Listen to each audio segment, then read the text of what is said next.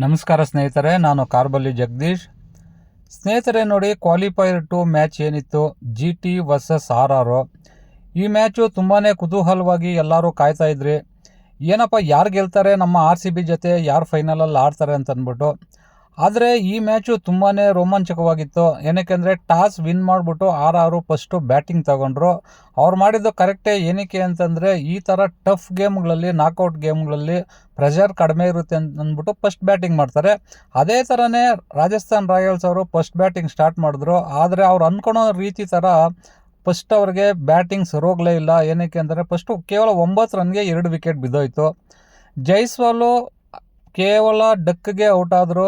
ಮತ್ತು ಬಂದ ಜುರೇಲ್ ಕೂಡ ಅವರು ಆಡಲಿಲ್ಲ, ಅವರು ಔಟ್ ಆಗೋದ್ರು. ಆದರೆ ವೈಭವ್ ಸೂರ್ಯವಂಶಿ ಮಾತ್ರ ನಿನ್ನೆ ಅವರು ಆಟನೇ ಬೇರೆ ಥರ ಆಡಿದ್ರು. ಏನಕ್ಕೆ ಅಂತಂದರೆ ಅವರು ವಡಿ ಬಡಿ ಅಂತ ಅಂದ್ಬಿಟ್ಟು ಬರೀ ಸಿಕ್ಸ್ಗಳಲ್ಲೇ ಆಟ ಆಡ್ತಾಯಿದ್ದರು. ನೆನ್ನೆ ಬರೀ ಸಿಂಗಲ್ಸು, ಗ್ಯಾಪ್ ಸಿಕ್ಕಿದಾಗ ಒಂದೊಂದು 4 ಹೊಡ್ಕೊಂಡು ನಿಧಾನಕ್ಕೆ ಆಡ್ತಾಯಿದ್ರು. ಕಾರಣ ಏನಂದರೆ ವಿಕೆಟ್ಗಳು ಬೀಳ್ತಾಯಿದ್ವು.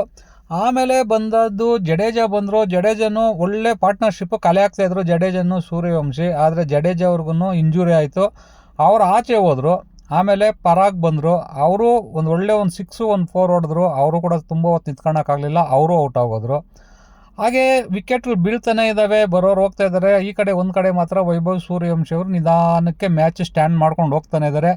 ಏನಕ್ಕೆ ಅಂದರೆ ಅವರು 15 ವರ್ಷದ ಹುಡುಗ ಇಷ್ಟು ಮೆಚ್ಯೂರ್ ಆಗಿ ಮ್ಯಾಚಿನ ವಿಕೆಟ್ಗಳು ಬೀಳ್ತಾ ಇದ್ದಾರೆ, ಸ್ಟ್ಯಾಂಡ್ ಮಾಡ್ಕೊಂಡು ಹೋಗ್ತಾ ಇದ್ದಾರೆ ಅಂದರೆ ತುಂಬಾ ಆ ಮನುಷ್ಯನಿಗೆ ತುಂಬಾ ಟ್ಯಾಲೆಂಟ್ ಇದೆ. ಅದು ದೇವರು ಕೊಟ್ಟಿರೋ ಗಿಫ್ಟೇ ಅನ್ಬೋದು. ಏನಕ್ಕೆ ಅಂದರೆ ಇಷ್ಟು ಚಿಕ್ಕ ವಯಸ್ಸಲ್ಲಿ ವಿಕೆಟ್ ಬಿದ್ದಿದ ತಕ್ಷಣ ಹೆಂಗೋ ಆಡಬೇಕು ಮ್ಯಾಚ್ ಅನ್ನೋ ಥರ ರೀತಿನ ಮ್ಯಾಚನ್ನ ಸ್ಟ್ಯಾಂಡ್ ಮಾಡ್ಕೊಂಡು ಆಡ್ಕೊಂಡೋದ್ರು.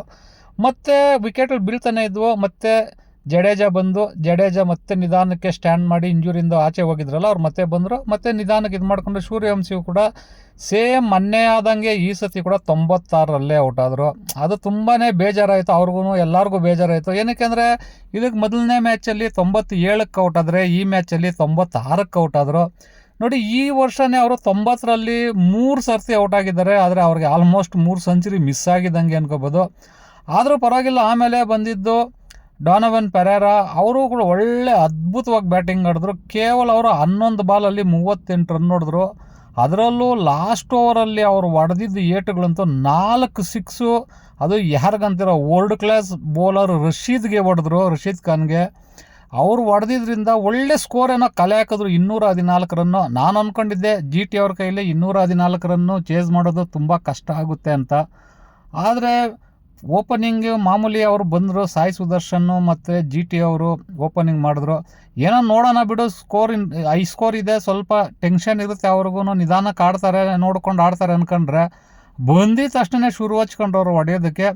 ಒಳ್ಳೆ ಪಾರ್ಟ್ನರ್ಶಿಪ್ ಕಲೆ ಹಾಕಿದ್ರು. ಈ ಕಡೆ ಸಾಯಿ ಸುದರ್ಶನ್ ಸ್ವಲ್ಪ ಸ್ಲೋಗಿ ಆಡ್ತಾಯಿದ್ರೆ, ಗಿಲ್ ಮಾತ್ರ ನೆನ್ನೆ ಆಡಿದ್ದ ಆಟ ಹಂಗಿಂಗೆ ಆಡಲಿಲ್ಲ. ಅವರು ಒಂದು ಒಳ್ಳೆ ಸೆಂಚುರಿ ಕೂಡ ಮಾಡಿದ್ರು. ಹಾಗೆ ನೋಡಿ ಸ್ನೇಹಿತರೆ, ಈ ವಿಕೆಟಲ್ಲಿ 167 ಪಾರ್ಟ್ನರ್ಶಿಪ್ ಬಂತು. ಆದರೆ ಸಾಯಿ ಸುದರ್ಶನ್ ಅವ್ರನ್ನ ಇವತ್ತು ಕೂಡ ಯಾರೂ ಔಟ್ ಮಾಡೋಕ್ಕಾಗಿಲ್ಲ. ಅವರಾಗಿ ಅವರು ಮತ್ತೆ ಬ್ಯಾಟ್ ಸ್ಲಿಪ್ ಆಗಿ ವಿಕೆಟ್ ಮೇಲೆ ಬಿದ್ದು ವಿತ್ ವಿಕೆಟ್ ಆಗಿ ಔಟ್ ಆಗಿ ಬಂದರು. ಆಮೇಲೆ ಸಾಯಿ ಸುದರ್ಶನ್ ಔಟ್ ಆದಮೇಲೆ ಸೆಂಚುರಿ ಮಾಡಿ ಗಿಲ್ ಅವರು ಕೂಡ ಬೇಗನೆ ಔಟ್ ಆಗೋದ್ರು. ಆದರೆ ಜೋಸ್ ಬಟ್ಲರ್ ಇದ್ದಾರೆ, ಒಳ್ಳೆ ಆಟ ಆಡ್ತಾರೆ ಅಂದ್ಕೊಂಡಿದ್ವಿ. ಆದರೆ ಅವರು ಕೂಡ ನಿರಾಶೆ ಮೂಡಿಸಿದ್ರು.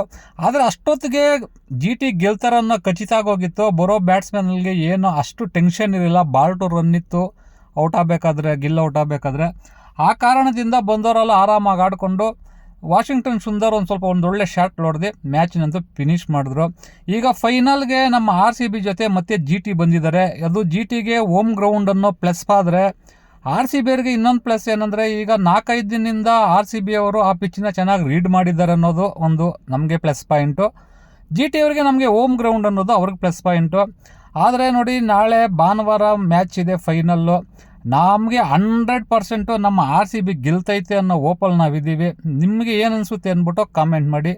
ಥ್ಯಾಂಕ್ ಯು, ಧನ್ಯವಾದಗಳು. ಜೈ RCB.